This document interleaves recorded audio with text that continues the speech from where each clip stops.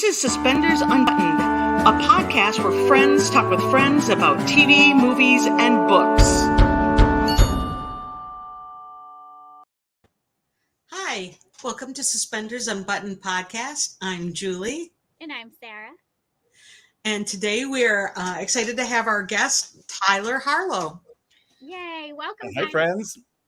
Thank you for being here. Thank you for having me. I appreciate it. You know, every single time we do that intro, Julie, no matter how many times we do it, I always want to laugh. we have a struggle with the intro, but we're glad we're all here. But I like the intro for some reason. Like the music and the visual, there's some like nostalgia for me. I don't know. It like reminds me of something, growing up. Like the music, the kind of like fluty music, and it was very. I think it's on point. So whatever you're perfect. Let her rip. That's Julie's son did that for us. He composed it. I love that. It's a little composition for us and threw it together and had me talk over the top. You got to use the techie kids to get that done. He's a choir director and a music major, so Well, my hat's off. Give credit where credit's due. There, that was nice. Awesome. Probably shout out to Josh. Yeah, Josh. Yeah. Well, Tyler, I'm mostly excited to have you here because I never get to have another New Englander. Where are you from, Sarah? Rhode Island. Okay, all right. So far. I love that. Yeah, New Englanders unite. There we go. And Catherine and Julie are both from Minnesota, so it's always like Minnesota is so great. And you know what? Minnesota is great. New England just, well, we won't get into it, Sarah. We don't have to go there. We know what we know. We know we're cool. So anyway, thank you for being here. We're really excited to have you. And thanks. Julie, do you want to lead off with our first question? Sure. We're super excited to have Tyler here because he's got a new movie coming out, and it's called Marry Me. I'm looking to make sure I get it right. Marry Me in Yosemite. Can you tell us a little bit about your movie? Yeah, so Marry Me in Yosemite is a film that is based in Yosemite. Go figure. And it's a story about a photojournalist, Zoe Best from Chicago, who travels out west to embark on the journey of writing a new book. And she solicits the help of Jack Hawkins, my character, to help her explore the park and see some of the iconic vistas and take her to some of these great places in the park in order for her to capture some really beautiful images, the iconic images offered there, and to hopefully capture one that really solidifies and seals the deal for making her book. And along the way, shenanigans ensue and maybe some clashing of personalities and a great story to boot. So that's a little sliver of it, and obviously people are going to get the opportunity to see just how beautiful of a place Yosemite National Park is. It really does play the third character in this movie. It's just an incredible place that possesses such I would say really a spiritual energy to it. It just was so powerful being there. So I'm excited to share that with people and have people get to experience that themselves. Awesome. Can you tell us a little bit about Jack? Sure. Yeah. So Jack lives adjacent to the park. He's been a long time community member in the park, working. He has written a book about conservation, mostly water conservation, but he's originally from Sacramento and had visited the park throughout his childhood and developed an affinity and a connection with the park. And he's someone who cares deeply about not only Yosemite, but nature and wilderness and the preservation of wilderness as a whole. And sometimes his personality can be stubborn and a little maybe not always the greatest bedside manner, but that's only because he's yet to find someone to open him up a little bit and remember what the softer side of life is all about too. So really a tenacious and passionate person in regards to what he does, and it complements Zoe and her. She equally ambitious, but in a different way, and may see a lighter things in life. And so there's a fun dynamic there when they get together. Fun.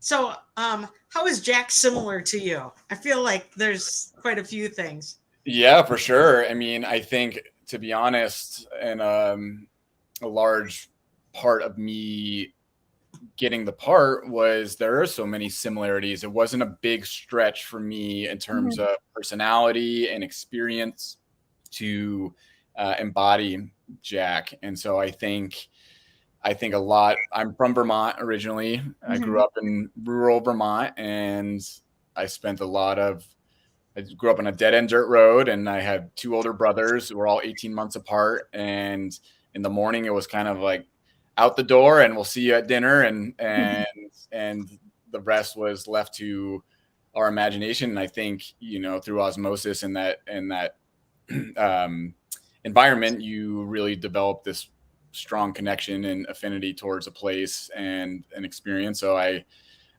had a foundation of being loving the wilderness, and then I went to college, and shortly thereafter I worked for a company in Jackson Hole, Wyoming, that leads adventure trips for teenagers, kind of like an Outward Bound or NOLS program. And they lead trips domestically and internationally, all over, backpacking, whitewater rafting, rock climbing, you name it, scuba diving. And I coincidentally led a trip for them in Wyoming, my first summer there. And I was in Yellowstone National Park, Grand Teton National Park, the Wind River Range. And I was so fortunate to have the opportunity to spend some time not only enjoying wilderness, but teaching wilderness, and a love and a passion for wilderness to others. And part of that being hopefully developing a really honest and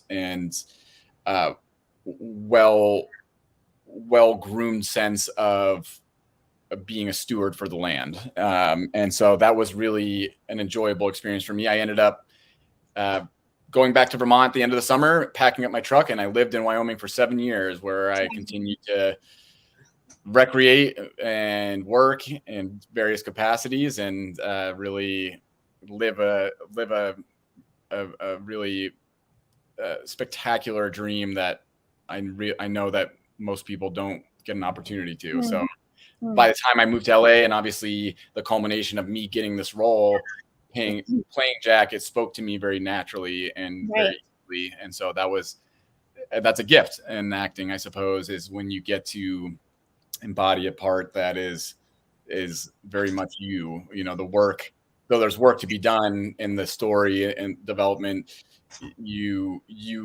when you know a thing, you get to, hopefully that resonates on camera. So that was really wonderful. Right. As your first, Hallmark lead, I feel like it's kind of a gift to give you, where you're playing another character, where you also get to share this really special part of you with the character, kind of. Absolutely. I mean, I think for me, having this be my first lead in a Hallmark movie, and it was helpful in many ways to be able to have confidence in the things that I knew and could represent well. And I think that gave me the confidence to hopefully put on a strong performance and create a really compelling character and a great movie to watch. Awesome. Love that you'd be comfortable with that kind of thing. So what was your favorite location in the park that you shot? God, that's a tough one. There's so many beautiful spots. I mean, from shooting in the valley, we were throughout the days, we'd be at the base of El Capitan. We were at the base of Half Dome. I've said this before, and I truly believe it. When you drive into the park from the south entrance, you go through this tunnel. It's called Tunnel View, and it's basically an engineered tunnel that goes through a mountain. And you come out and you open up to this vista of the valley floor and the waterfalls, and it's just pretty. It takes your breath away. It's really awe-inspiring. And so every morning that we were shooting in the park, we actually would stay in this small community called Wawona, which is about 40 minutes from the valley itself, still in the park, which was beautiful in its own right. And every morning we would park at the Outlook at Tunnel View and to meet up with a park ranger that would come with us throughout the day and just guide us and help us ensure everything was safe and et cetera. And so every morning we had this amazing privilege to sit and take in this view before going back down into the valley to shoot. And on the last day of shooting in the park, the first half of the movie was shot in the park. The second half was shot just adjacent to the park. And our last day and our last shot of the day before we headed back to our cabins, we were on Turtleback Dome, which is basically a massive mountaintop and very close to Tunnel View. And we shot a scene. The scene was great, and it was so beautiful. It was kind of the magic hour at night, and we were looking out onto all these places that we had now visited and shot and had made memories at. And it just felt like such a culmination of such a wonderful experience in the park with people that we were also between Cindy, my co-star, and the production team, the crew. We had all, from day one at the Tunnel View to our last day there, you realize that we had developed a bond, a friendship that was really exceptional. And obviously there's a nostalgia there, a bittersweetness of leaving the park and knowing that this experience, that chapter had come to a close, but something that we'll forever take with us. And that felt very real and beautiful. So. Yeah, I believe that's exactly what Cindy told us the other day. We had Cindy Busby on, and she stole my story. Yeah, I mean, almost the same story about going in every morning, from the tunnel into the valley. She told us how it was almost like, I don't know, like a summer camp experience, where you make those bonds with. You're in such an intense environment, right? We had such a small crew because of the nature of what was allowed to work in the park under our permit. And we were also staying in these cabins. We had a big van. We'd all pile into a couple vans in the park. Everyone was asked, a lot was asked of everyone, and not just of Cindy and I, but the entire crew. And they really lived up to the expectation and more, and exceeded that. And because it was such a small, intimate set, everyone got to know everyone very, very well. And I'm so grateful for that, because without such a wonderful team, this movie would not have happened. And it really can't be understated that how important that was to both Cindy and I. And so, summer camp. I'm like, I get paid to make a beautiful movie in Yosemite. I mean, how lucky am I? Right. Amazing. What a first role for Hallmark, right? You'll never forget that. No. Yeah. In the opportunity to shoot in a national park, that just doesn't happen very often. And so everyone jumped up and did everything that needed to be done to get that happening.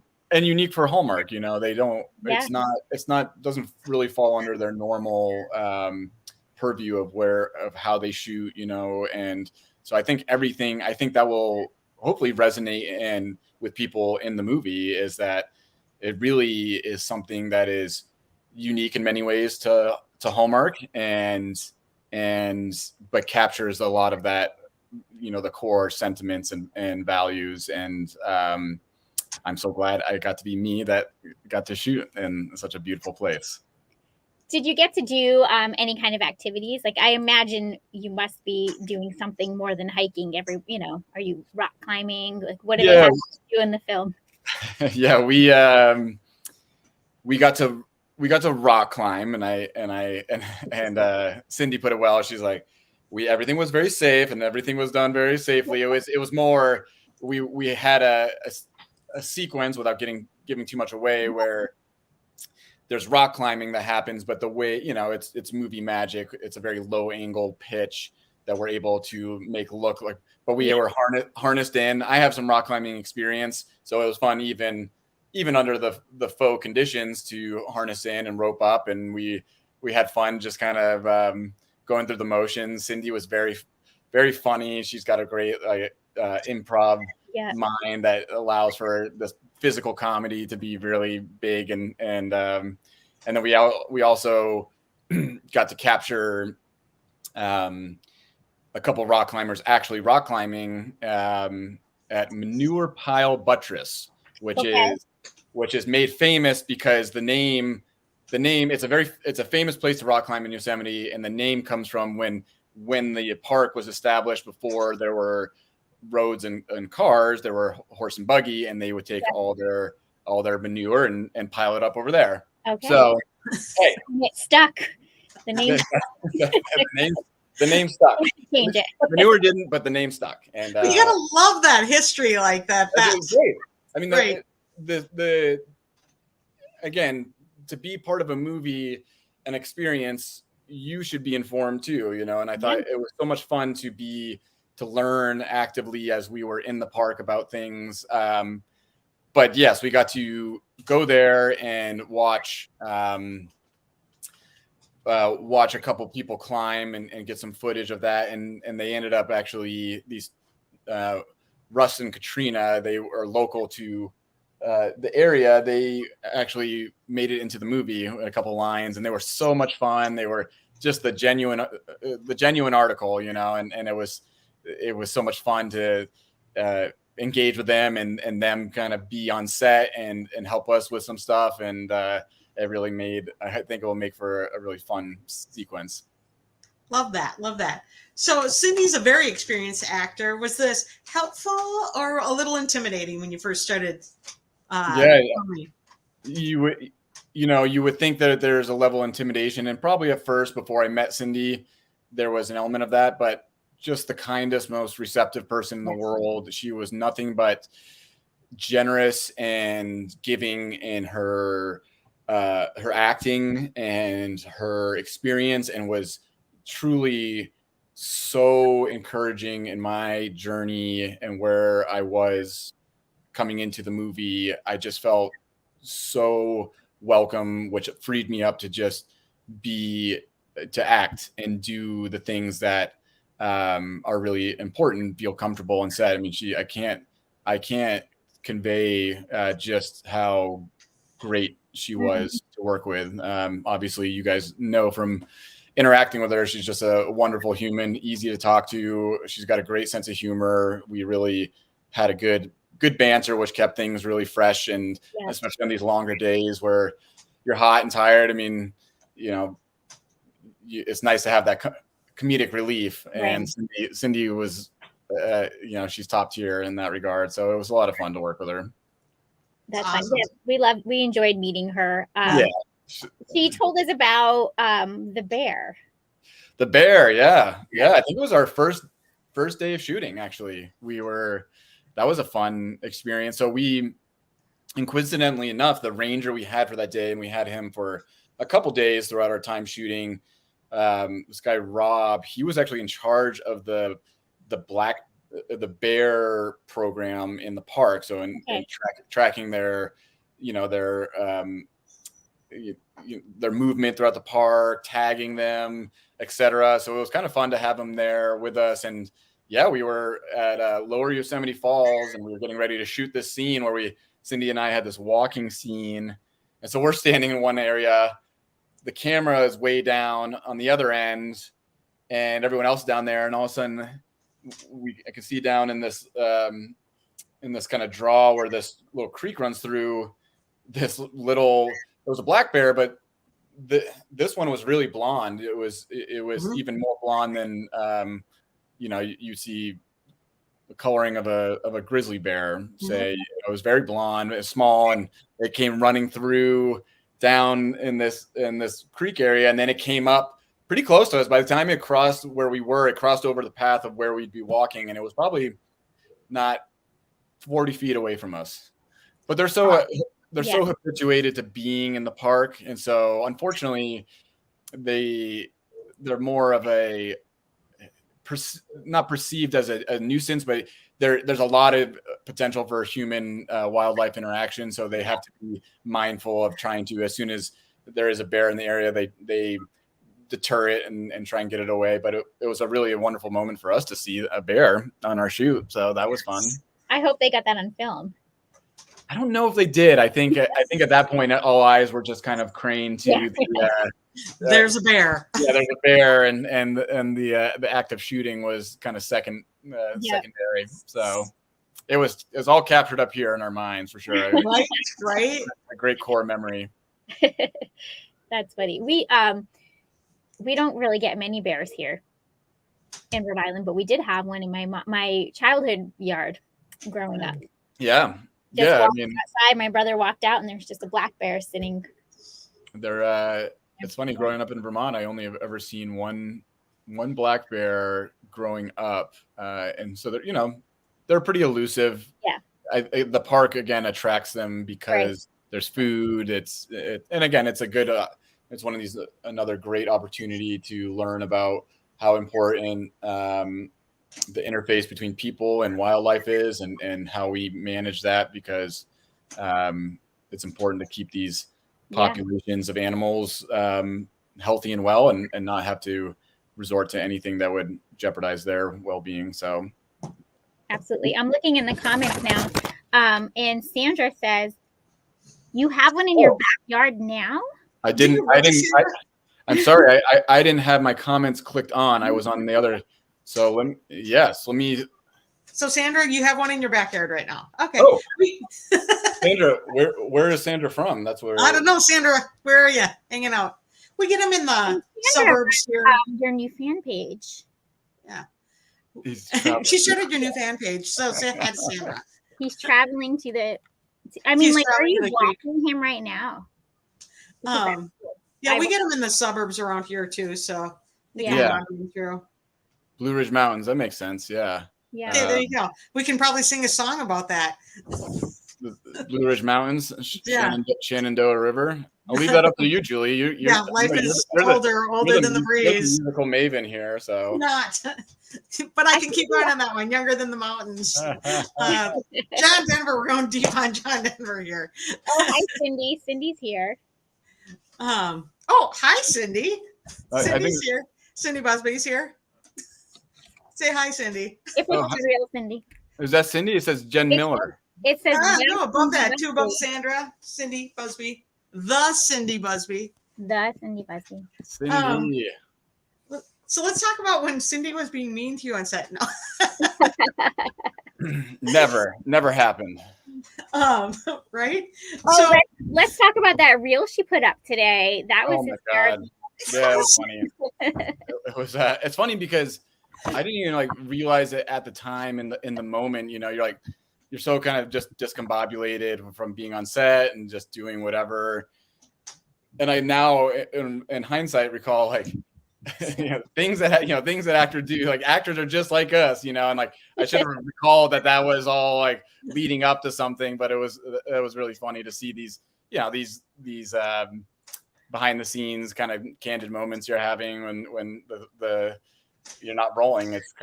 It's fun to remember, and really those are the memories that are made. It's again, our crew was so much fun. We all had great camaraderie, a sense of camaraderie, and so there was a lot of chuckles behind the scenes. I can imagine that was fun, and props to Cindy for thinking ahead.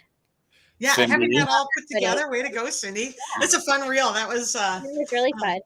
We enjoy a good reel around here. Let's see. There's a question about when will the movie be available in other countries. So we'll have to find that out. But usually, at least Canada usually shows it. Yeah, I wish I could speak Yeah.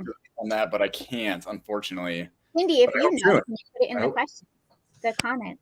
Often it's a mystery, though. I will say a lot of times we'll even have like directors on. They'll be like, I don't know. Yeah. They have no But good. I feel more comfortable saying, I don't know. No, just don't know. It's a fine answer every time when it comes to when will it air and where will it air. It's often, I don't know. Sandra says she'll find out. Yeah, you will, fan club starter. Sheila, what's Sheila next will for already me? know. Future projects. I don't know. Hopefully something exciting. I'm starting to audition again. I did just complete shooting a movie in Georgia. I was just in Georgia, and so that was fun. And hopefully, I can talk more about that at a later date. And yeah, I mean, in terms of things to come, I'm hoping to get this movie out and have a really positive reception, and continuing to audition and finding the next awesome role that I can take on. So your movie that you just finished filming, does it have a home yet? No, I don't think so yet. Yeah. Again, probably another opportunity for me to say, I don't know. It's acceptable. It's one we hear all the time. And I really don't know. Nope. Imagine if a director can give you that answer. Where I am on the totem pole. And but it was a lot of fun. I had fun, and I was grateful.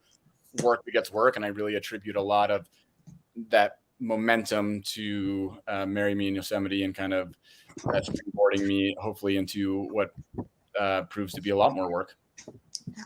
So you have a lot of experience being in national parks and things that you want to be careful with when you're in a national park.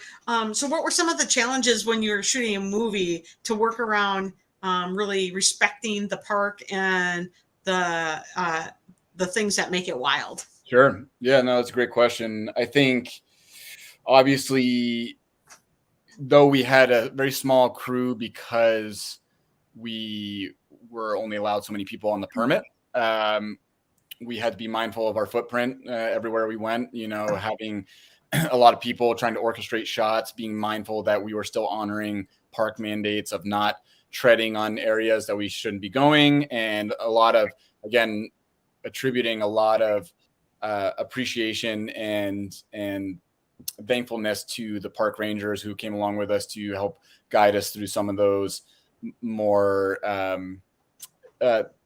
perfunctory stuff that was still very important, which was, we wanted to advocate and obviously showcase the park and all its wonder while maintaining a real true respect for it. And I think we were able to accomplish that and navigate that pretty well. And I think we left the park as beautiful as we found it, which was nice.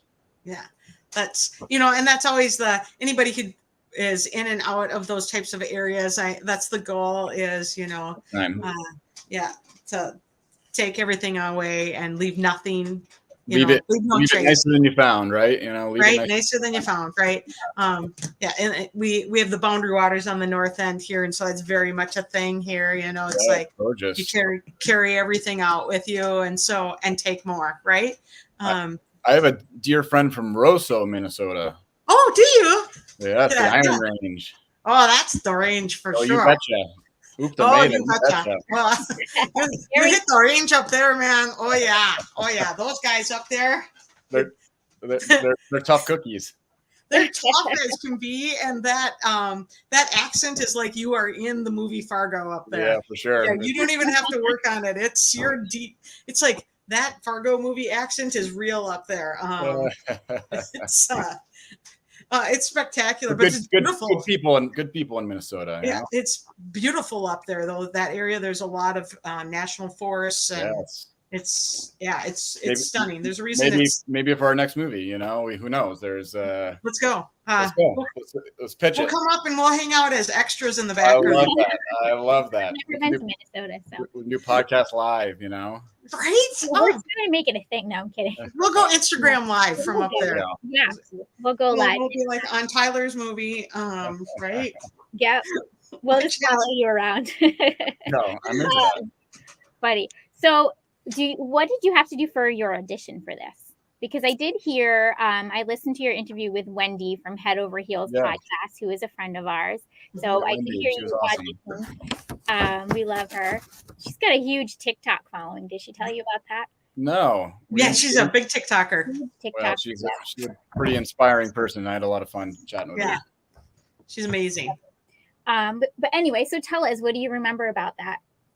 Yeah, again, I mean, I think when I first saw the audition and submitted for it, I immediately thought it kind of immediately popped out to me because of the story, obviously the location of shooting in Yosemite, but the character itself was very much spoke to me. And I actually I think I told Wendy this, I have a friend who now lives in Atlanta. She used to live here in LA, and she works in the similar vein as of movies as Hallmark. And she reached out to me and said, "Hey, I saw this audition for this part you should definitely submit for." And I said, "I did already." And then it was really a lot of fun to fast forward a month. And I said, "Hey, guess what?" And she didn't have to ask what. She said, "No, you didn't." I said, "Yes, I did." And so I auditioned for it, and I didn't even go to callback. I got the part. Wow. Yeah. So I mean, it sounds like it's like this was your part to have, right? Yeah. I mean, I think I say that with humility and knowing that I feel very fortunate to, out of all the pool of actors, to have been able to play Jack, and I feel very honored and grateful for that, and hopefully that reflects in the performance. But I'm so grateful to Bruce Johnson, the writer director, everyone and production and casting, to say, "Yep, Tyler is the guy for this," and putting that faith and belief in me. So I really appreciate it, and I'm so thrilled. I mean, here I sit talking about a wonderful experience in a movie that I got to make. So, are you going to have a big watch party? My girlfriend she got something cooking, and we're going to do something for sure. Part of me wants to have it be a small, intimate affair, and then another part of me wants to open it up to a bigger to do. And since I'll have several opportunities, since it will be airing a couple dates, Saturday and then Sunday, and then the following week, maybe I'll get to do it all. But we're definitely going to do something, and we're definitely going to celebrate. I say go big. Go big or go home. That is what they say. Go big or go home. I know. It's just me and my nerves trying to. I'm like, I'm so proud. You don't have to. You don't have to watch. Just have That's right. Party. That's right. No, I want everyone to go out and watch, and certainly we will be watching and just so thrilled to see the final product of something that I just believe is going to be so incredible to watch, and Cindy and I and the rest of the cast and just watch something that really hopefully is uplifting and awe-inspiring.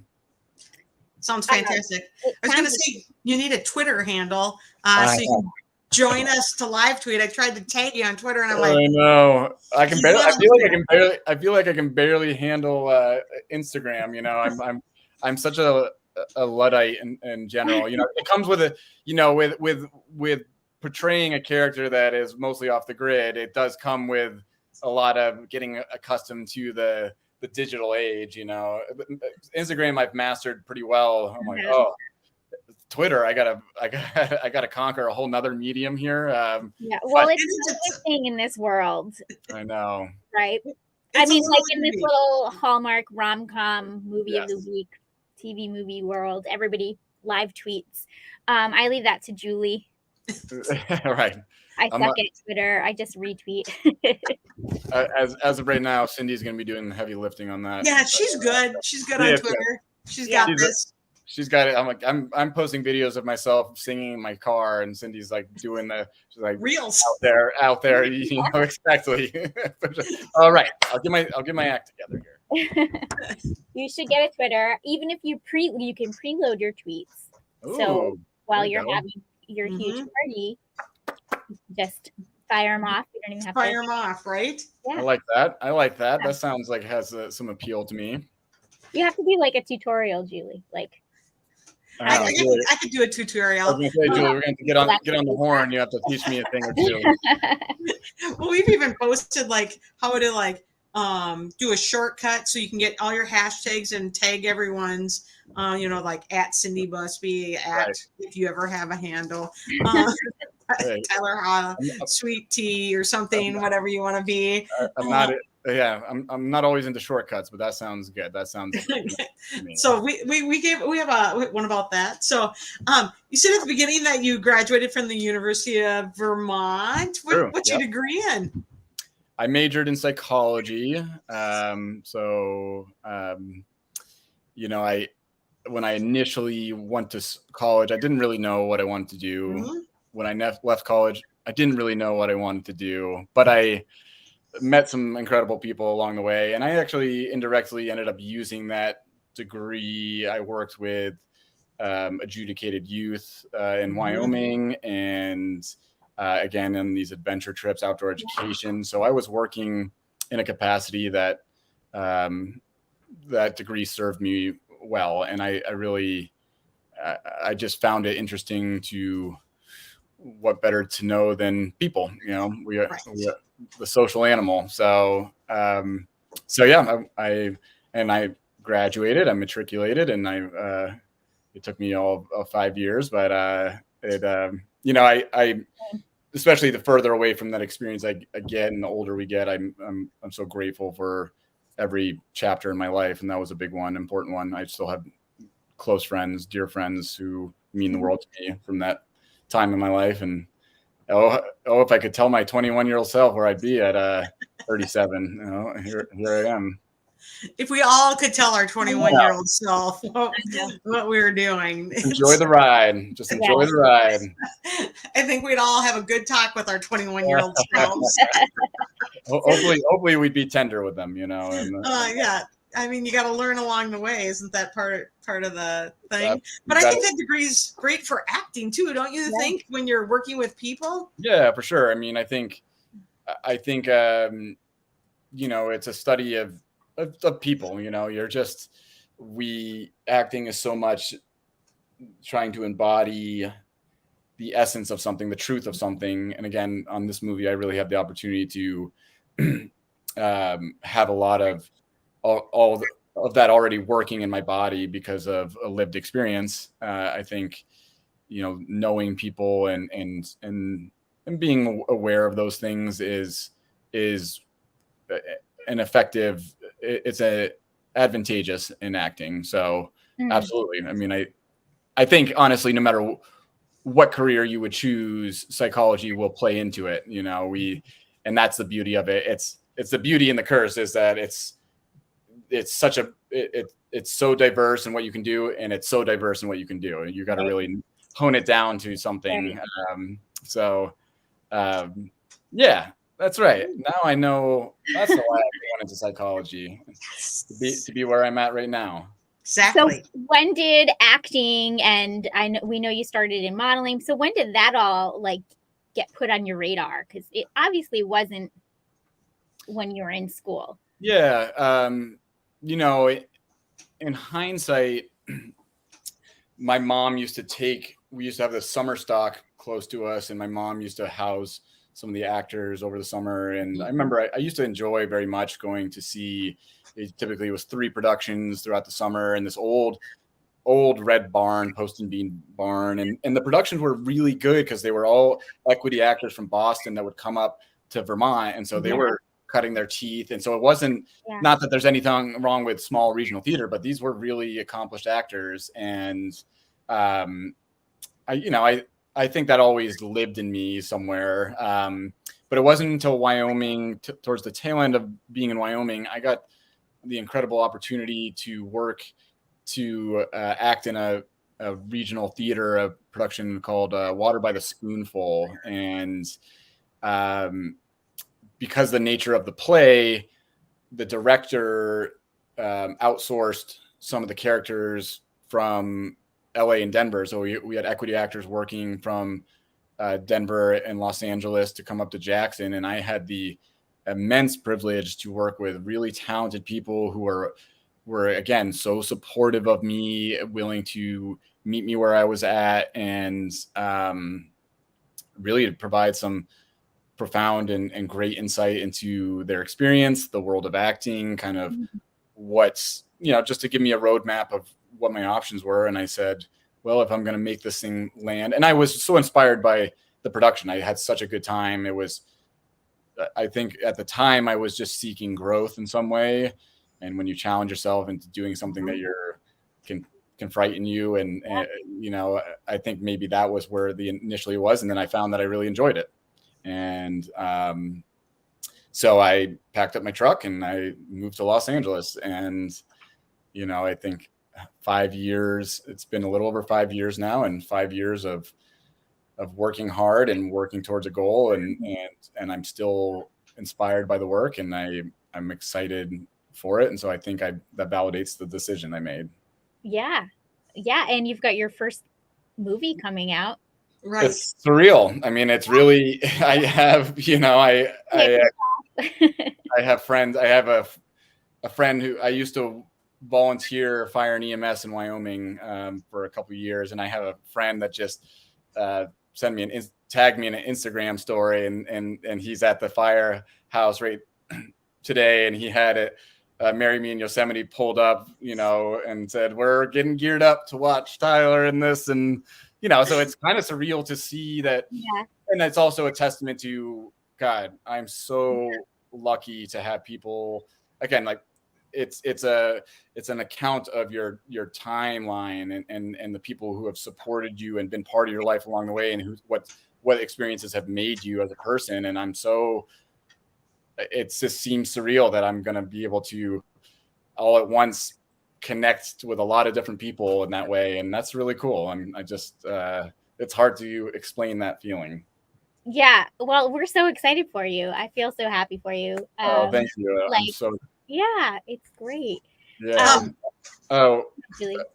I was just gonna say, so you did EMS. So did you certify in EMS too, or you've done everything? I wouldn't say everything, but what can I say? I like experience. I think life should be rich in experience. I was a certified EMT. I had my firefighter 1. I had my wildland firefighter certification because living in Wyoming is prone to wildfires. For me, it was an honor to give back to a community that I had been part of and had given me so much for 7 years. And I met some really important people, and just to feel like I was contributing, giving back was so awesome. Little do people know that, at least in the United States, roughly 80% of fire departments are volunteer. So it doesn't happen without people wanting to invest themselves, and much love to all my friends up in Wyoming who work hard to keep people safe. And I know the work that goes into it is, it's a labor of love. And I consider myself fortunate to have done it for a while. So yeah, shout out to the first responders. Love that you worked as a first responder. That's a whole different ball of wax. And I am blessed to work with first responders every day, and I see the amazing things that they do. So gotta love that. I love that's a piece of your story. It's something. Yeah, me too. Something different that you can bring along with you. Yeah, for sure. Let me answer. You want me to answer a question? Yeah. If I had to choose a career for life, which one would it be, acting or psychology? I think, again, since we touched on it,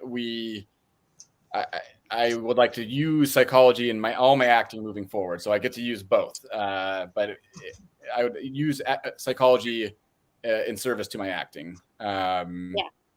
So Alberto, if that explains that. what techniques did I use to get into character? Again, because I had so much lived experience, the muscle memory of a lot of it was so already instilled in there, and then the development of the character and context to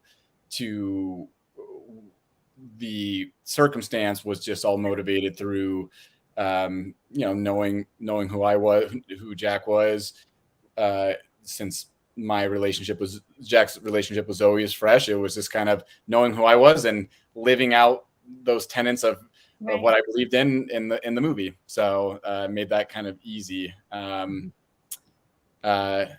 Anyways, that's just so I wasn't ignoring people in the comment section. I wanted to take a moment to. Absolutely. Yeah, I love that. Sandra says, love that term muscle memory. And we talk about muscle memory. Anybody who's done physical activity or has been trained athlete, you use muscle memory all the time for your training, but your brain also has muscle memory in the way you perform or are in a certain circumstances. And I can totally see that coming back into play when you're in the national park there. That's big time. I mean, again,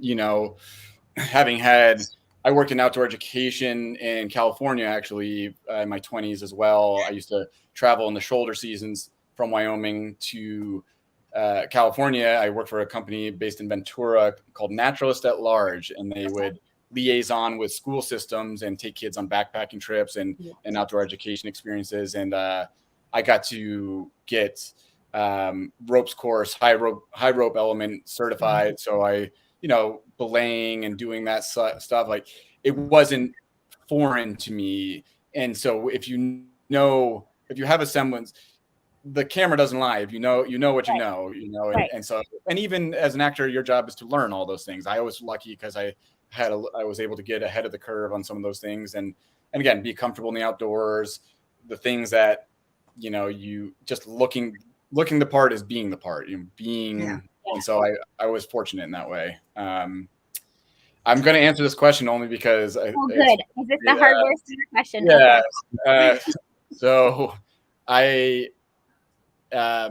used to work as I don't know, you guys are going to laugh. I used to work as a handyman as well in Wyoming. He really has done it all. All of it. And you're not even 40. Hey, that's encouraging. And Jackson being a small town, I got a post from a woman who I remembered by face, and she tagged me once I started marketing Marry Me in Yosemite, and everything, all the publicity started coming out, and I remember her very well. I used to go into the hardware store all the time because you got to pick up odds and ends for every job, and always imagine this, I'm a pretty gregarious person in my real life and chatty, and she tagged me in a post and said, I remember when Tyler used to come to the hardware store, and she was very sweet. She said, Tyler was a nice guy, and we always had a fun conversation. So that's the origin of that. It was just, your old life coming back to you, everything we talked about with, people.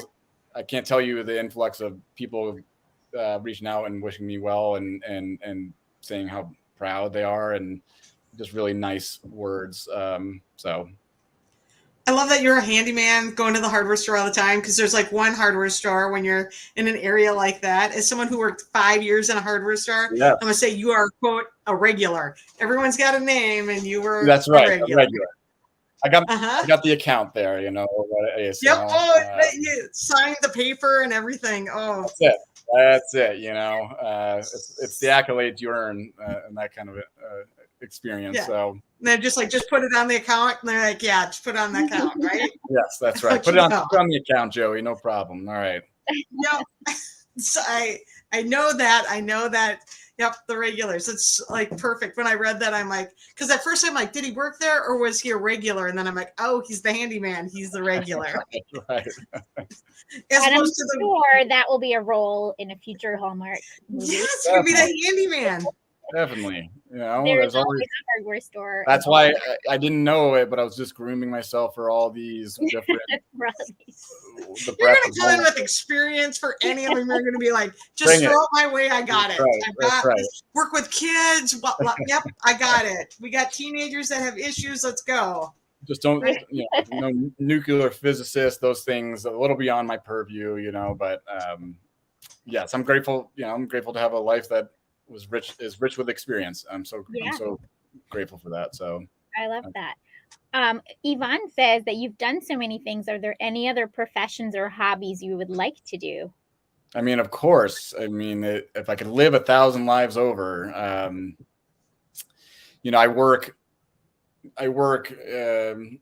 have worked in the trades, doing carpentry work and that stuff. I really do enjoy working with my hands. I think we as humans are meant to toil. I think that is a nice, important thing. It's good for us. So, in another life, living somewhere remotely and working, I don't know, building post and beam houses, that'd be great. But I could also, I've always wanted to be a National Geographic photographer, I actually one day was able to work with a National Geographic photographer in Wyoming. I have a friend who works on the fire department, the same guy that tagged me in this clip. He somehow got tied in with a guy who specializes in otters. He basically does a whole bunch of stuff with otters his whole career. He's well known for it. And he'd been helping him shoot some footage up in Grand Teton National Park, and he couldn't do it for a day. And he said, "Do you want to step in and make a few bucks?" And I said, "Sure." And I think it was November. It was cold, and we sat, and you realize how, talk about commitment and dedication. These guys will sit in one spot, whether the Amazon, somewhere in the jungle, getting eaten by mosquitoes for days. We sat in a canoe for like 12 hours in freezing cold just to hopefully catch some otters. I don't think we ended up getting any footage that day, but hey, it was kind of inspiring. And he travels all over the world, Africa, you name it, and that would be incredible. I could get into that. So do you photography at all, like on the side? No. I mean, I would love to. I haven't gotten into it. Something to add to the list to do. You always need something on the list to do, right? Yes, absolutely. Okay, so some charity work you did. You biked across America for charity. Yeah. Can you tell us a little bit about that? Other things you've done. When I was 24, I rode a bike from Boston to San Francisco and to raise money for a nonprofit based in Massachusetts called Camp to Belong. Yes. And you're with her? Yeah. Yes. Okay. Well, there's actually a couple Camp to Belongs. There's one based in, I know the founder in Colorado, I think in the Denver area, there's a Camp to Belong. The Camp to Belong that I worked at in Massachusetts, actually, they migrated because they use already established summer camp locations. So when I was volunteering for them, they were in the Berkshires area, and I know that since graduated to going to a camp up in Maine. So they've kind of traveled around New England. But yes, they are based in Massachusetts. And I have a friend from college who at the time was she was majoring in social work, and she had started volunteering for this summer camp. And in essence, what it is, it's from the outside looking in, it just looks like a normal summer camp with kids, but the intention is to bring siblings who have been separated through the foster care system together for a week and give them the opportunity to enjoy each other's company. Unfortunately, a lot of these kids, maybe this is the only time they get to see each other in the course of a year. Maybe they haven't seen each other in several years. There's a lot of trauma related to their experiences, and it was just intended to be a safe space for kids to get these siblings to get together and really bond and create those, what statistically is the longest enduring relationship you have in your life is your sibling relationship. And so in 2008, this was at the start of the recession. And unfortunately funding for the camp was just it's always hard. I think it was always hard. They were constantly petitioning to get money, get grant money. And they were on the hunt for ways to make some money to ensure that they could have a camp in the next year. And on a whim, I kind of said, hey, what if I was to ride a bike across country? And Judy Cochran, who was running the camp at the time, she saw my vision and we ran with it, and we were able to, I told this to Wendy, and it's the truth. The riding the bike was the easy part, the people who came forward to support a cause, and really maybe that wasn't directly affected them, just to be philanthropic and generous with themselves. And we ended up raising over $20,000 for the ride, and it all went to camp. And it was, I would do it again. It was such a wonderful experience. I got to meet, at that point, I really I'd been to California maybe once or twice, but I'd never really been west of the Mississippi, and to do it on a bicycle was kind of pretty wild. So, you get to see things up close and personal that way.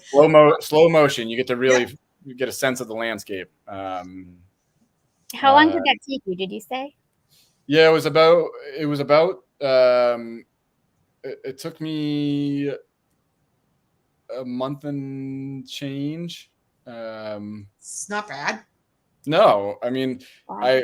I had the days could vary from 80 miles in a day to my longest day was like 120 miles, and my shortest day was 20 miles. And you catch bad weather, and you're just feeling sore and not up to it. And but I've met it really instilled a sense of karma for me. I met people along the way that would see my bike and pay for a meal for me. I slept in the backyards of people's places who just said, hey, we got some free real estate. You can plop a tent down. I stayed in a bunkhouse on an apple orchard in Ohio. I mean, it was just, you realize that it takes so much more than you to accomplish what you set out to do. And I had some wonderful strangers along the way that just didn't need to know more than that. I was set out to do something good for others, and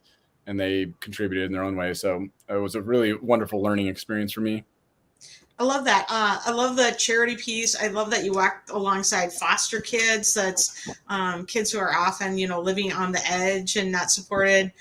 We, as a group, always are looking for charities to walk alongside or donate or things. So that you have that type of heart and chose to do that we love that when we saw that piece.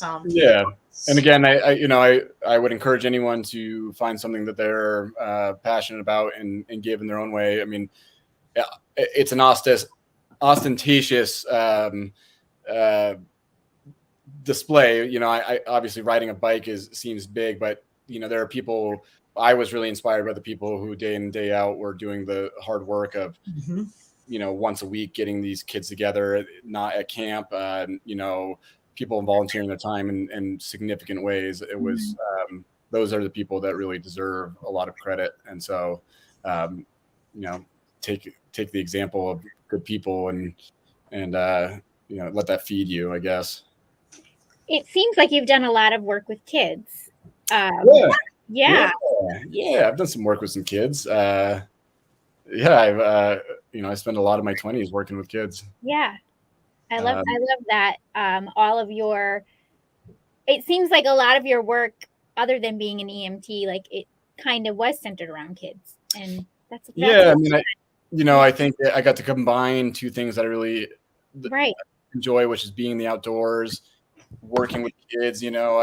I truly believe that experiential education is really important, and I wish we had more of it in this country, because to put kids into a vulnerable situation where they really don't have any skill sets and force them to be vulnerable, and then they can build on that and build confidence in themselves, teamwork, things that are so important, especially in this day and age of phones and things that are kind of get us away from that. Like, to build those hard skills and empower kids, it was a lot of fun because kids are so honest in ways that it's fun to work with them. You know, they still have enjoyment about things, you know, that we tend to, you know, because of paying the bills and the rat race, we kind of forget as we get older. So it was a really great way to keep me younger too. So that's awesome. As a mom and as a former kindergarten teacher, I feel really passionately about that. I just signed up my 4-year-old for like wood school. I think they're calling it. Yeah. That's good for him. He just needs to be like, outside. Get out there in the dirt, you know. Eat a little bit of the dirt, you know. It's okay. You know? Yeah. Well, thank you for, you know, my mom was a second grade teacher for 28 years, and she still works as a principal in the public school system. And I know it's not easy work, and our teachers need a lot of support these days. And so I was laminating today. That was literally my job. Hey, there we go. Yeah. My daughter teaches first grade, so that's awesome. So my job was to laminate because she's setting up a room, right? I love that. Yeah, school's getting back in session, right? Right. It's the only time of year that I miss teaching. Is setting up the room. Yeah, I can see that. Hey, should we move on to some of our favorite things? And let's do it. We're going to ask you a few things, get to know you a little bit. So we're looking for favorite things. What's your favorite movie ever? Oh, right. So tough. I'd say that the movie Hook is up there with Robin Williams. Great one. Love Hook. Talk about just remembering what it's like to be a kid, and you're never losing that sense of wonder in the world. Plus, the casting, Robin. Right. Yeah. Gosh, it's been a long time since I've seen that. We watched that a lot at my house. My kids all loved it. So got to revisit it. Watched a lot of Hook. I'll have to stick it on. Okay, what about your favorite comfort TV show? Like, what's the show you throw on when you don't feel like watching anything else? It's funny because it's hard to say because these days I don't have tons of time to just turn on the tube. You know what I watched? My girlfriend got me into because she's such a great cook. I watched Beat Bobby Flay. Oh yeah, my husband watches that all the time. And it's like funny because most of those shows I have no interest in, but I started watching. I was like, oh yeah, I love it. I like a good competition. I just love watching people cook, and Bobby's so talented, you know, and there's always good banter. I think he does a good job in the show. So awesome. All right, what's your favorite food? Healthy and guilty pleasure. Healthy food. You know, I can dress up some oatmeal pretty well. Like, you know, like oatmeal, peanut butter, throw in some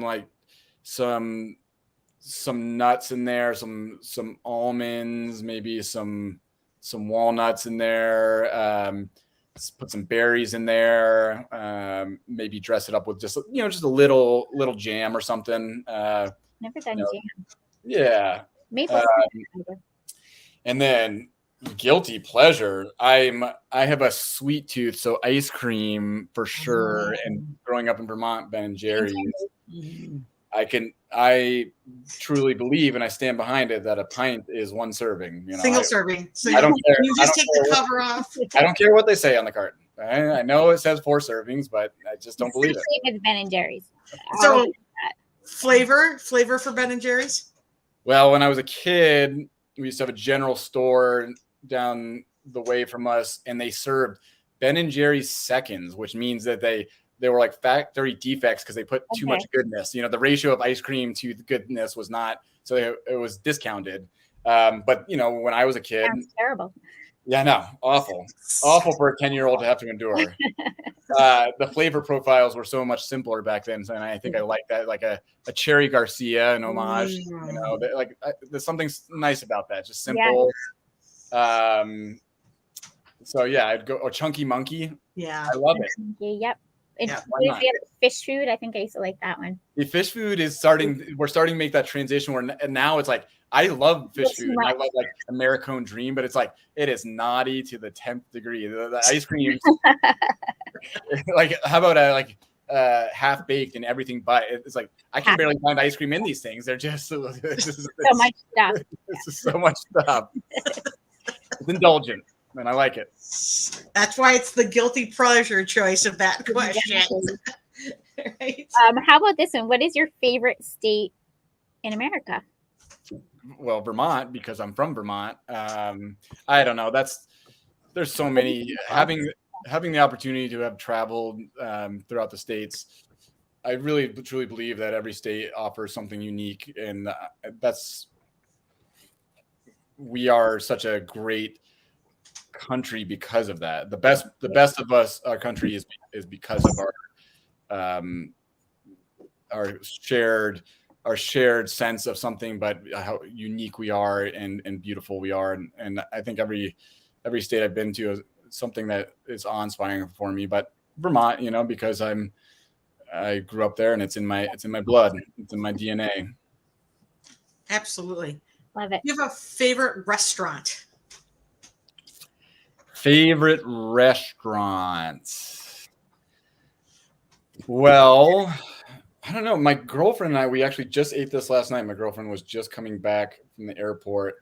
It's called Mizala, which it does like Israeli cuisine. It's a lot of like hummus and pita, and it's just like everything is so fresh, and I don't feel so guilty about eating it. It's been nice. So currently, I would say that.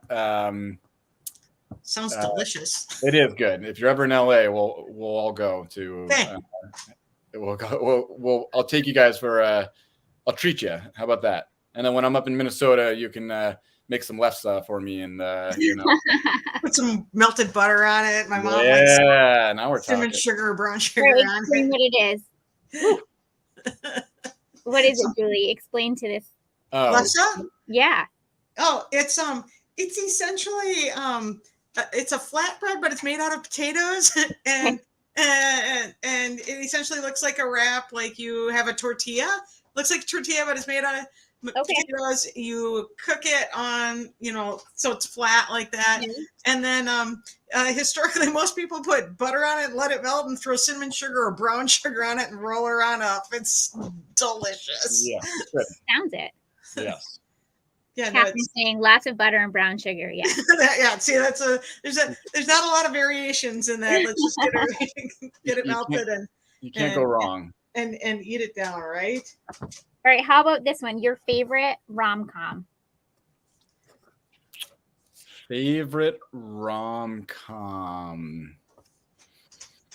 God, these are tough. Right? Because I like, I don't know, like When Harry Met Sally. That's hard to miss there. Classic. I do kind of like, like a Paul Rudd. I'm okay with a raunchier sense of humor.